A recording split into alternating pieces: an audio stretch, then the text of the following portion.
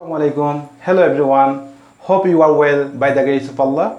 I'm also fine. Alhamdulillah. We will learn how to make many sentences from one sentence. So let's the class. আমি আজকে present indefinite টেন্সের ভিত্তিতে sentence লিখব। তারপর একটি সেন্টেন্সের ভিত্তিতে আরও অনেকটি সেন্টেন্স কীভাবে তৈরি করা যায় সেটা আমরা শিখব। প্রথমে আমি একটি বাংলা সেন্টেন্স লিখি। আমরা মাঠে ক্রিকেট খেলি।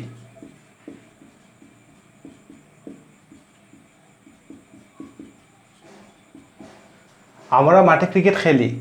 আমরা জানি যে বাংলা ক্রিয়া শেষে যদি খেলি হয়, যায়, যাও এরকম হয় তাহলে সেটা হয় প্রেজেন্ট ইনডিফিনিট বা সিম্পল প্রেজেন্ট হয়। তাহলে আমরা একটা স্ট্রাকচার ফলো করব, subject plus verb plus extension. তাহলে আমরা ট্রান্সলেট করি যে আমরা মাঠে ক্রিকেট খেলি। সাবজেক্ট হচ্ছে ওই, তারপর ভার্ব হচ্ছে খেলি। তো উই প্লে কি খেলি? Cricket.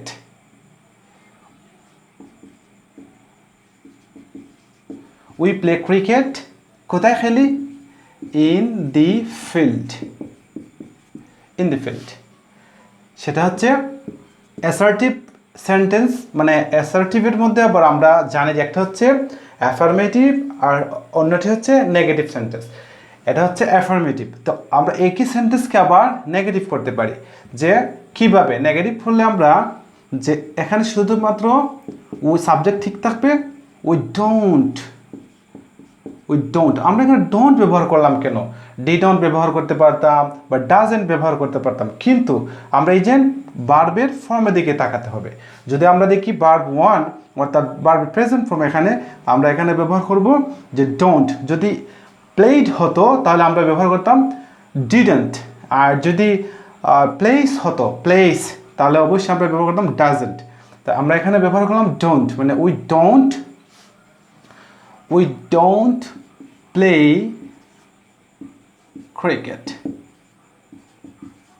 Cricket in the field. আমরা নাম্বার 3 উই ডোন্ট, এটা হচ্ছে নেগেটিভ সেন্টেন্স। এখন যদি আমরা ইন্টারোগেটিভ সেন্টেন্স মানে প্রশ্ন আকারে করতে চাই, আমরা একইভাবে আমরা নেগেটিভ তারপর হচ্ছে ইন্টারোগেটিভ সেন্টেন্স আমরা শিখব। এখানে আমরা দেখতেছি ভার্ব 1, তাহলে ভার্ব 1 এর জন্য আমরা দেব ডোন্ট, মানে ডু দ্বারা প্রথমে করি, তারপর আমরা ডোন্ট দ্বারা করব। যে do we play cricket. Do we play cricket in the field? আমরা কি মাঠে ক্রিকেট খেলি? উত্তর যদি অক্সিলারি বা মডাল অক্সিলারি দ্বারা প্রশ্ন করা হয় তাহলে উত্তর হবে ইয়েস নো। এটা এই যে সেন্টেন্স, এটার বাংলা হচ্ছে যে আমরা কি মাঠে ক্রিকেট খেলি? উত্তর হবে yes we play cricket in the field. Number 4, যদি এটাকে আমরা ইন্টারোগেটিভ নেগেটিভ করতে চাই তাহলে আমরা লিখব যে don't we play cricket in the field.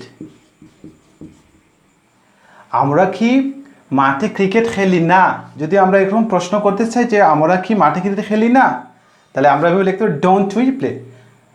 মানে প্রথমে আমরা লিখতে পারি মানে ডু উই প্লে, আমরা কি খেলি, আর ডোন্ট উই প্লে, আমরা কি খেলি না। নাম্বার 5, আমরা ক্রিকেট দ্বারা একটা প্রশ্ন করি। ক্রিকেট দ্বারা প্রশ্ন করতে পারি যে হোয়াট ডু। আমাদেরকে মনে রাখতে হবে যে ডব্লিউএইচ এর পরে আমাদের একটা অক্সিলারি ভার্ব ব্যবহার করতে হবে। এখানে কিন্তু অক্সিলারি ভার্ব নেই, সরাসরি মেইন ভার্ব।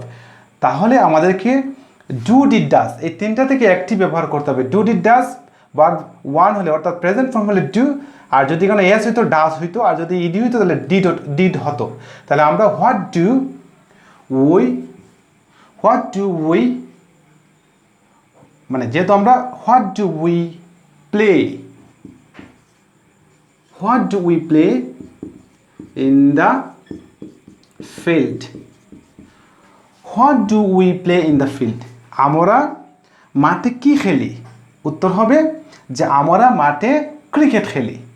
তারপর আমরা স্থান দিয়ে যদি করি, মানে হোয়াট দিয়ে প্রশ্ন করলে, মানে কি দ্বারা প্রশ্ন হলে হোয়াট ডু মানে আমরা কি খেলি। আর এটা হচ্ছে আমরা কি ক্রিকেট খেলি, উত্তর হবে ইয়েস অর নো, আমরা ক্রিকেট খেলি। আর এটা হচ্ছে হোয়াট ডু, আমরা কি খেলি, উত্তর হবে আমরা ক্রিকেট খেলি। এটা বুঝতে হবে। এই কি অর্থ হচ্ছে তুমি কি খেলো, আমরা ইয়েস অর নো, ইয়েস আমি খেলি। আর এটা হচ্ছে তুমি কি খেলো, মানে আমি ক্রিকেট খেলি, উত্তরটা হচ্ছে ক্রিকেট।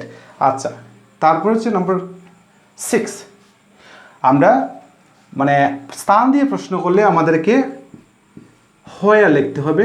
হোয়ার, আমরা জানি যে হোয়ার মানে কোথায়।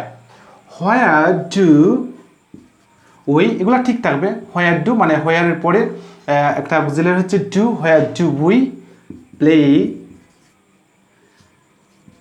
ক্রিকেট, আমরা where do we play cricket, আমরা কোথায় ক্রিকেট খেলি, উত্তর হবে আমরা মাঠে ক্রিকেট খেলি। তাহলে আমরা আরেকটি প্রশ্ন লিখতে পারি যে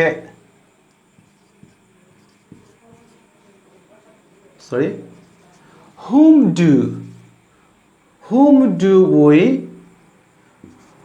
do we play cricket with? whom do we play cricket with মানে আমরা কার সাথে ক্রিকেট খেলি, অর্থাৎ আমরা কার সাথে খেলি। আমরা উত্তর হবে যে we play cricket with our friends, আমাদের বন্ধুদের সাথে আমরা ক্রিকেট খেলি। তাহলে আমরা দেখলাম যে একই সেন্টেন্সের দ্বারা, মানে একটি সেন্টেন্সের মাধ্যমে আমরা অনেক, মানে একটি সেন্টেন্স থেকে আমরা বিভিন্ন সেন্টেন্সে রূপান্তর করতে পারি। এটা হচ্ছে নেগেটিভ, এটা হচ্ছে ইন্টারোগেটিভ নেগেটিভ, তারপর হচ্ছে এটাও ইন্টারোগেটিভ সেন্টেন্স, এটা হচ্ছে WH কোয়েশ্চেন, এটা WH কোয়েশ্চেন। আমরা এভাবে, যদি আমি কি খেলি হয় সেটা হচ্ছে হোয়াট, যদি কোথায় খেলা হয় তাহলে হোয়ার, আর কার সাথে খেলা হয় তখন হবে হোম। মানে অন্য একটি মানে সেন্টেন্স আমরা লিখতে পারি যে when do we play cricket in the field, মানে আমরা when do we play cricket in the field মানে আমরা কখন মাঠে ক্রিকেট খেলি, আমরা কখন দ্বারা এভাবে লিখতে পারি যে উত্তর হবে যে কোনো একটা সময় হবে আমরা we play cricket in the field in the afternoon, তাহলে আমরা এটা লিখতে পারি। তাহলে দেখা গেল যে আমরা একটি সেন্টেন্স লিখে তা থেকে বিভিন্ন সেন্টেন্স আমরা মানে লিখতে পারি। আমরা এভাবে যদি প্রতিনিয়ত আমরা একটি সেন্টেন্সের মাধ্যমে বিভিন্ন সেন্টেন্স মানে তৈরি করার চেষ্টা করি, তাহলে আমাদের যে স্পিকিং স্কিলটা আরও ভালো হবে। আমরা মানে ইংরেজির যে জড়তা রয়েছে বা ইংরেজির যে দুর্বলতা রয়েছে আমরা সহজে কাটিয়ে উঠতে পারবো।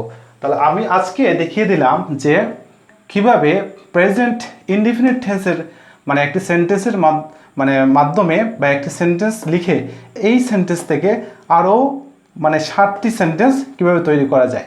তাহলে আমার আজকে মানে তোমাদের জন্য একটি হোমওয়ার্ক হচ্ছে যে আমি একটি সেন্টেন্স দিচ্ছি, এই সেন্টেন্সের এভাবে 7 সেন্টেন্স তৈরি করে আমাকে কমেন্টসে মানে লিখে দেখাবা।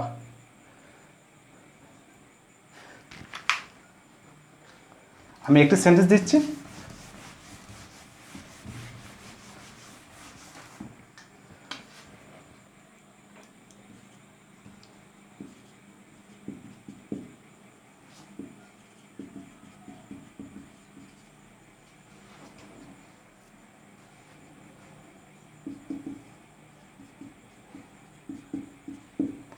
সে ইংরেজি শেখে এই সেন্টেন্স দ্বারা মানে বিভিন্ন সেন্টেন্স তৈরি করো, আমি দেখতে চাই।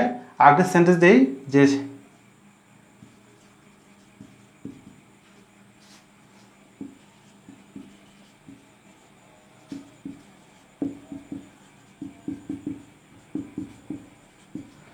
মানে আমি একটি কবিতা লিখি, সে ইংরেজি শিখে।